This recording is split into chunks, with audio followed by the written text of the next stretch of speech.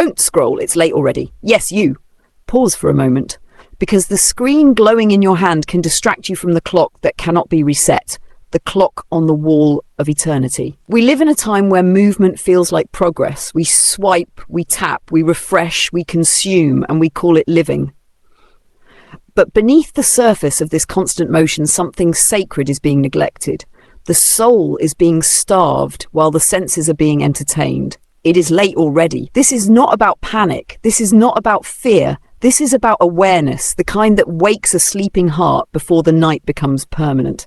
Look around. Humanity has learned how to connect devices across continents, yet many have forgotten how to connect their spirit to their creator. We know how to increase storage space, but not how to increase surrender. We protect passwords, but neglect prayer, and time keeps moving. There was a generation that believed tomorrow would always come. They planted roots in temporary soil, built identities on passing applause, and trusted foundations that could not withstand shaking. Yet history whispers a different story. Empires collapse, trends expire, and what seemed permanent dissolves without notice. The world we cling to is not as stable as we imagine. Storms rise without invitation, economies tremble, nations shift, hearts grow colder.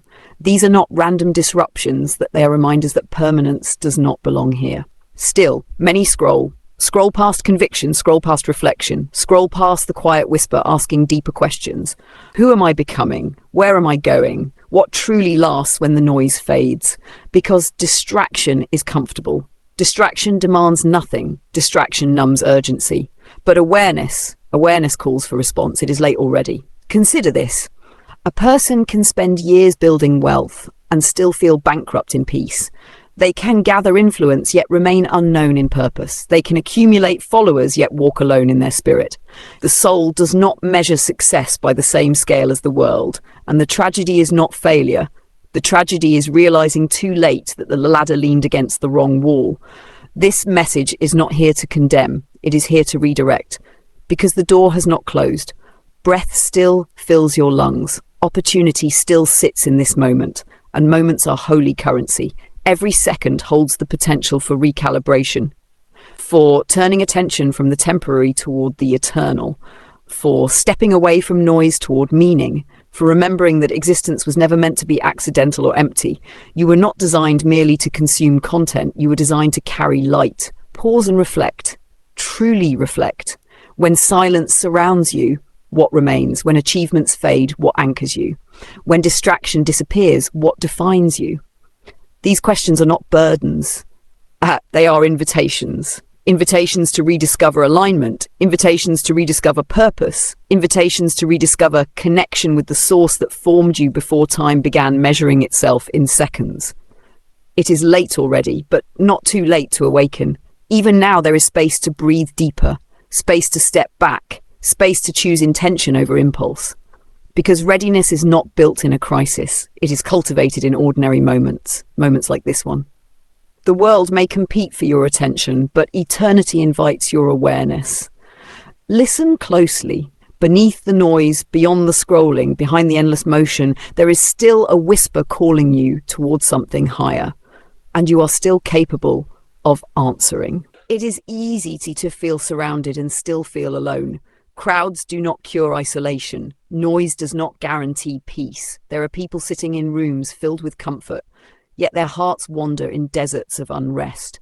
They smile in public but wrestle in silence. They achieve milestones but cannot locate meaning. Because peace does not grow from possession, it grows from connection. And many have traded connection for convenience. We scroll to escape reflection. We fill silence with sound. We avoid stillness because stillness reveals truth. Truth about our hunger, truth about our direction, truth about the distance between our spirit and the source of life. But the absence of peace is not punishment. It is a signal that something sacred is calling for restoration. Think about a lamp left without oil. It does not fail suddenly. It dims gradually.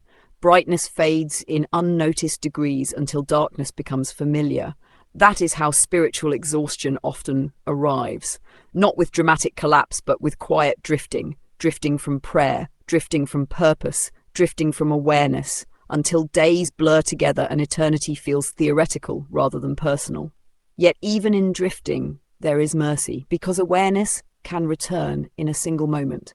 A pause, a realization, a willingness to turn back toward alignment. And this message is that pause. It is late already, but grace still speaks. Consider how much energy is invested in temporary pursuits, energy spent gaining approval, protecting image, maintaining appearance. Yet the inner life, the eternal life, often receives what remains rather than what matters. But what if priorities were reversed? What if intention guided attention?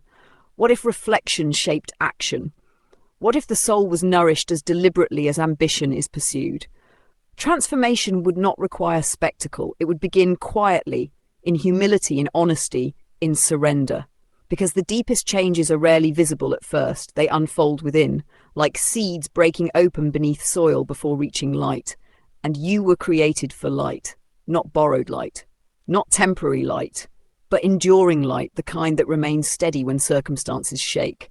Peace is possible, clarity is possible, purpose is possible, but they cannot be downloaded, purchased, or imitated. They must be cultivated, moment by moment, choice by choice.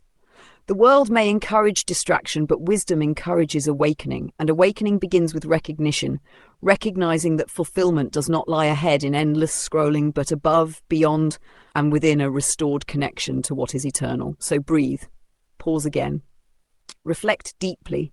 You are not too far gone. You are not disqualified by delay. You are not abandoned in confusion. You are invited right now to realign, to quiet the noise, to steady the heart, to remember that even in lateness, redemption still reaches outward.